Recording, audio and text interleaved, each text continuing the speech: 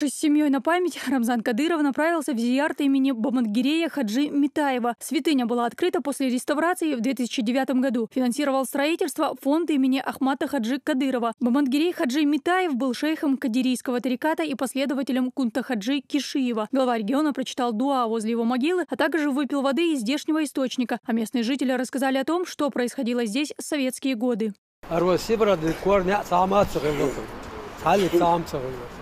Проходно дворцен лефтен дворта вортаца да. Бюсин хват юркон са кертуй, бюсин кер, бюсин хват юрда. Бюсина. Очу айца докан, мечу ахи КГБ я фэш кодан. По керту огнери. Сарчно что ах. Это мэр. Мама дали? Да, Имдик соух.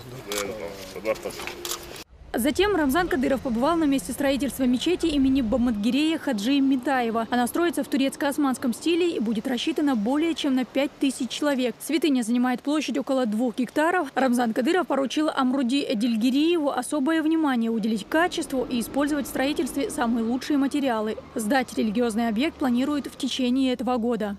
Дагмара Касаева, Аза Исаева, Дауд Куруев при поддержке пресс-службы главы правительства Чеченской Республики. Новости.